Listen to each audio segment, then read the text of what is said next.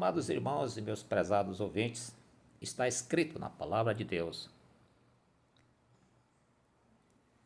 assim como nos escolheu nele antes da fundação do mundo, para sermos santos, irrepreensíveis perante ele e em amor, nos predestinou para ele para a adoção de filhos, por meio de Jesus Cristo, segundo o beneplácito da sua vontade, para o louvor da glória de sua graça que ele nos concedeu gratuitamente no amado, no qual temos a redenção pelo seu sangue, a remissão dos pecados segundo a riqueza da sua graça, a fim de sermos para louvor da sua glória, nós, os que de antemão esperamos em Cristo, em quem também vós, depois de ouvirdes a palavra da verdade, o evangelho da vossa salvação, tendo nele também crido, fostes selados com o Santo Espírito da promessa, o qual é o penhor de nossa herança até ao resgate da sua propriedade, em louvor da sua glória.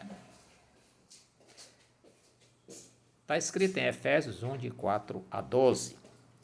Portanto, neste livro podemos acompanhar a orientação dadas pelo apóstolo Paulo aos cristãos para que voltem suas vidas verdadeiramente ao Senhor, desfrutando do seu amor e sabedoria. O apóstolo enfatiza que devemos nos conhecer e entender como filhos de Deus para que possamos praticar corretamente a sua vontade. Meus amados irmãos e meus amados ouvintes, nós estamos aqui também um tripé.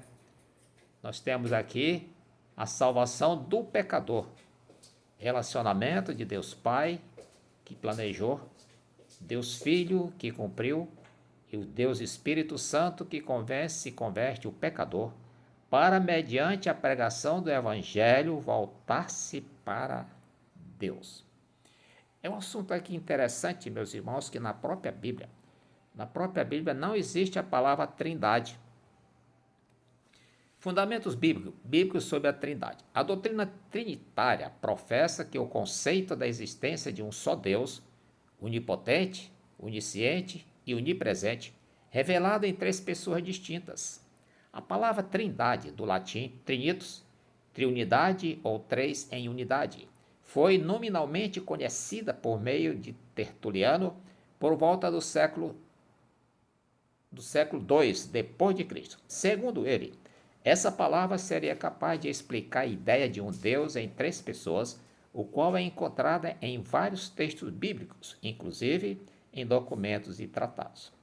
A Trindade só teria sido determinada como dogma da Igreja Católica por volta de 2 séculos depois, no século IV, após as discussões iniciadas no primeiro concílio de Constantinopla entre bispos e o imperador.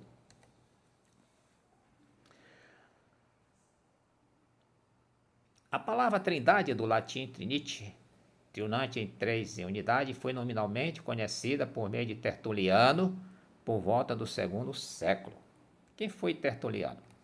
A África era famosa por ser terra de oradores. Esta influência pode ser percebida no estilo de Tertuliano, permeado de arcaísmo e provincialismos, suas imagens brilhantes e o seu temperamento apaixonado. Ele era um estudioso de grande erudição, tendo escrito pelo menos 2 livros em grego. Neles ele se refere a si mesmo, mas nenhum sobreviveu até hoje. Sua principal área de estudo era a jurisprudência e sua forma de raciocinar revela algumas marcas de um treinamento jurídico mais formal. Conhecimentos gerais. Porém, meus irmãos, nós observamos que Deus, Pai, planejou, escolheu e predestinou uma família para si. Ele escolheu, predestinou, o Deus Filho Jesus Cristo veio e cumpriu o que ele determinou, e o Deus Espírito Santo é quem convence e converte o pecador por meio da pregação do Evangelho, para que nós, pecadores, longe de Deus, pudéssemos voltar à presença do Deus único. Que Deus coloque no nosso coração que cada um de nós confesse o seu pecado a esse Deus e peça que Ele perdoe os seus pecados e assim você se torna filho de Deus. Por quê? Porque nem todos nós somos filhos de Deus.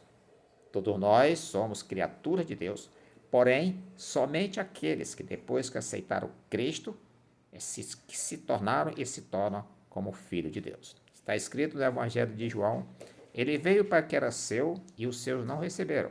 Porém, a todos quanto recebeu, deu-lhes o poder de serem feitos filhos de Deus, a saber, aos que creem no seu nome.